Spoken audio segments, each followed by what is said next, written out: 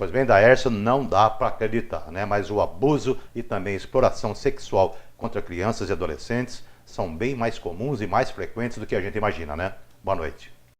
Olá, Esteves, boa noite. Hoje, dia 18, uma data que marca no país inteiro, porque é uma data nacional, deve até existir uma data internacional, eu imagino, porque em qualquer parte do mundo o assunto se repete, mas a data de hoje é nacional de combate ao abuso sexual contra criança e adolescente.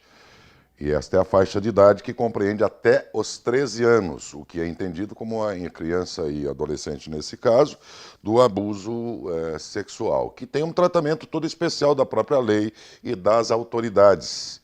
E é uma data importante. Por quê?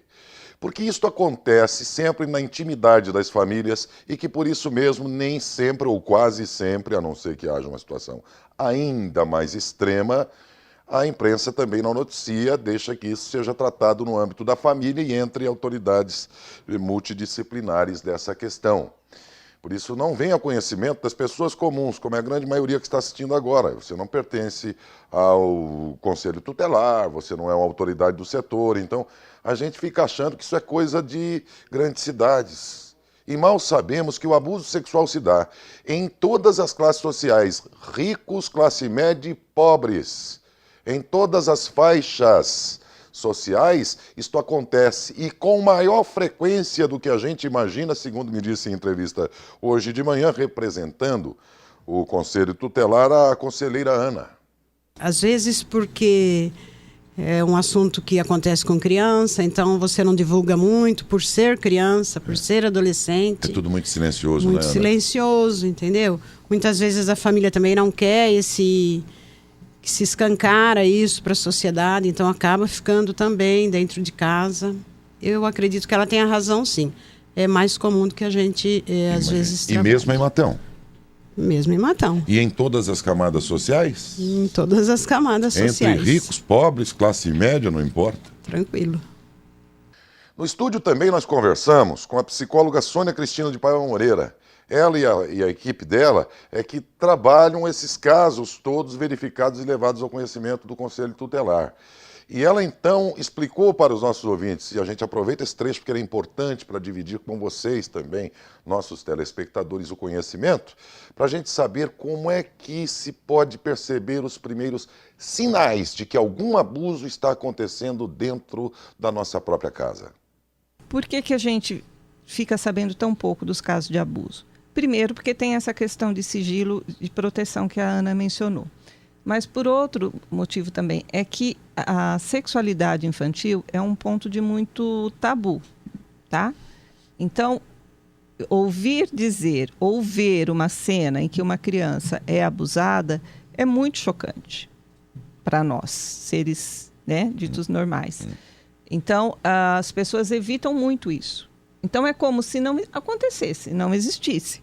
Então, é claro que o abusador, ele dá alguns sinais.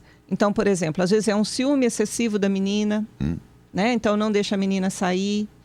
Ou aquilo de querer ficar muito a sós com ela, né? Ou às vezes persegue, né? Tem aquela implicância.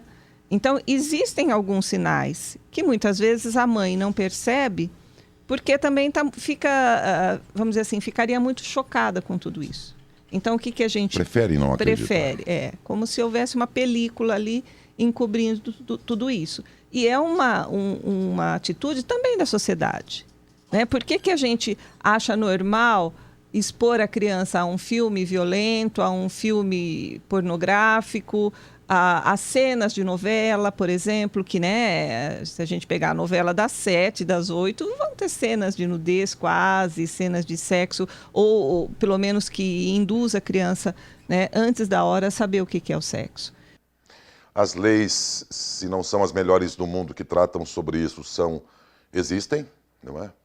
Mas sempre as autoridades constituídas para isso também, em todos os municípios, em Matão nós temos todo o aparato de Conselho Tutelar, Ministério Público, Justiça, psicólogos e tudo mais para atender os casos, porém a própria autoridade policial, não é?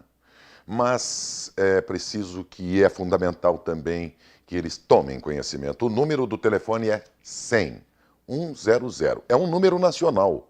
Você, ao perceber algo estranho, seja você quem for no contexto de uma família, ou das amizades até, ao perceber situações supostamente de abuso, não é? E você não pode revelar nem afirmar, ligue para 100.